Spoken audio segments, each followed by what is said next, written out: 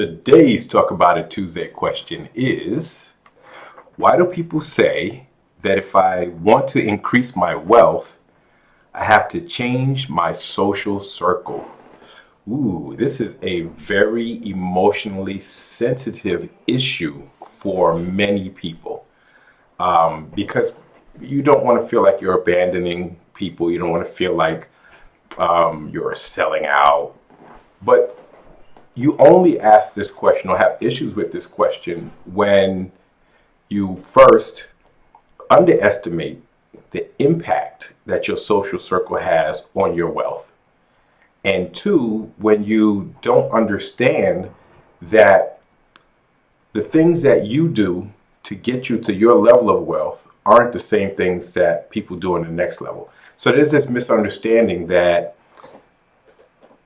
people who have a lot of money do the same thing as people who don't have a lot of money, except maybe they do it better or they do more of it. And that's just not the case. They simply do totally different things, and you would never know about those things because you're not around it. So let's just talk about the impact that a social circle has. And I'll just kind of relate it to every once in a while, I'll run into people that I haven't seen in years. People maybe I grew up with, or people that I went to college with, or when I had a job, people when I had I coworkers.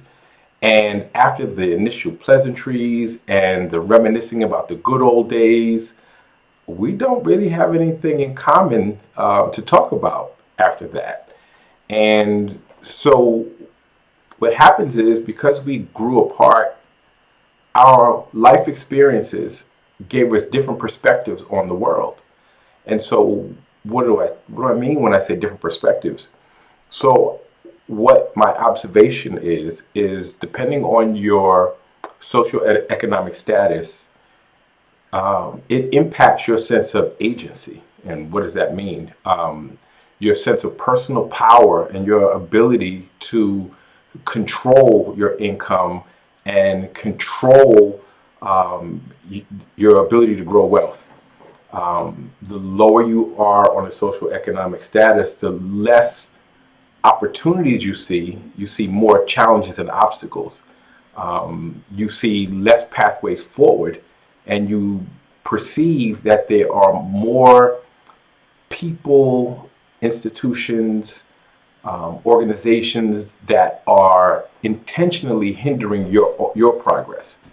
And the higher up you go on the socioeconomic ladder, the more pathways forward you see, the more sense of personal power and agency you begin to develop, the more influential you believe you are, as opposed to being challenged or dominated.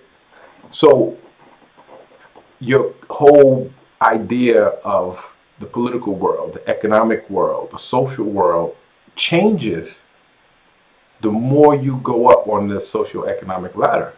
And so what happens is your social group reinforces your beliefs and supports your beliefs, and cannot give you a pathway forward beyond where they're at, because they have not experienced that, because they have not seen that, because they cannot even interpret that when they're exposed to it.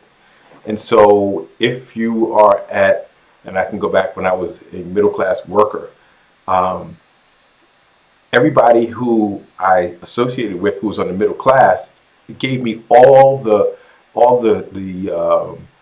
cheats and all the tips and all the best ways to be the best middle class I could be, right? So they talked about my, the 401ks, and they talked about, home ownership and refi your home it was just different things that would make me even more middle class than I actually was, because I had to rise up into the middle class, right? So they got me into the middle class and made me really good at being middle class, but they couldn't have a conversation with me about going beyond that. They couldn't go have a conversation with me about moving past a career and being independently wealthy, because they didn't have that experience and couldn't even conceive of it, right?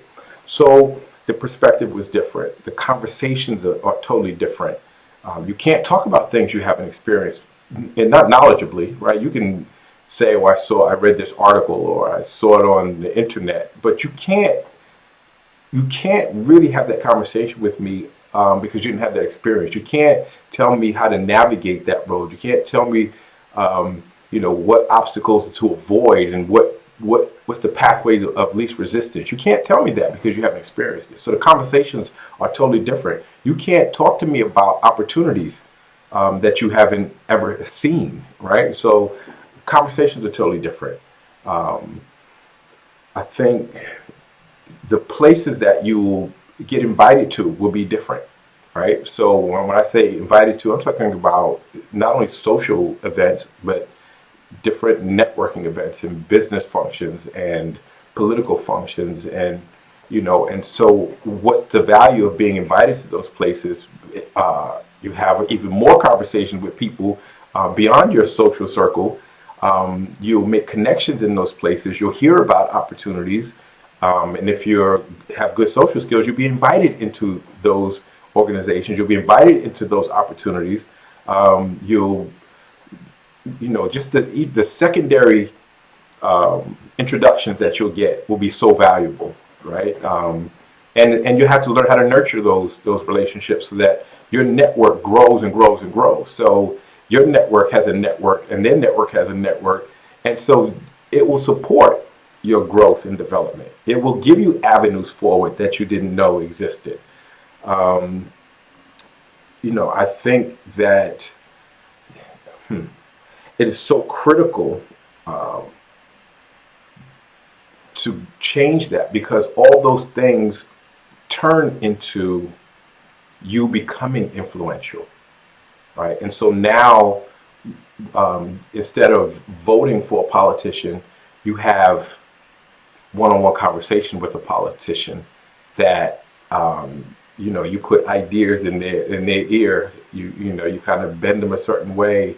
You get insight on the ground floor to what they're thinking and what legislation is coming down, and so you become influential in that way. You become influential in an economic way, meaning you now can dictate where you put your money to have effect on things.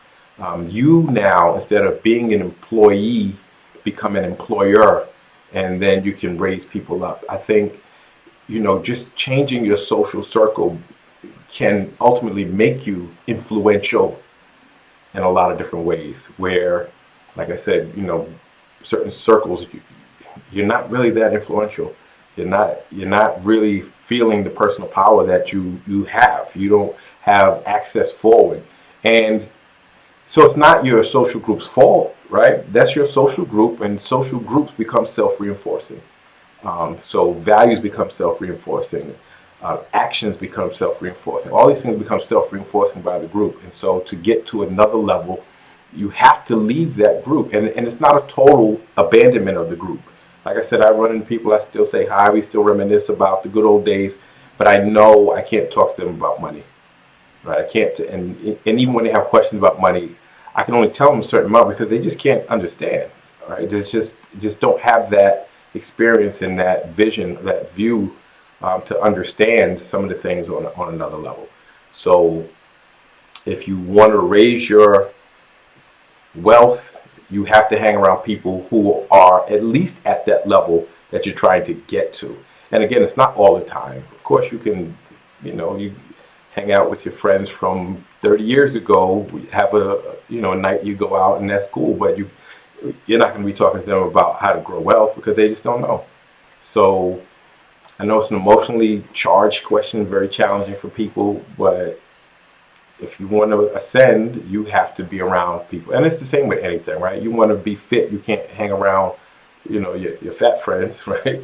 You got to hang around the people who live that lifestyle of being fit. And it's the same thing with money. So I'd love to hear your thoughts on it. Please like, share, subscribe, keep the questions coming, and I'll see you next Tuesday.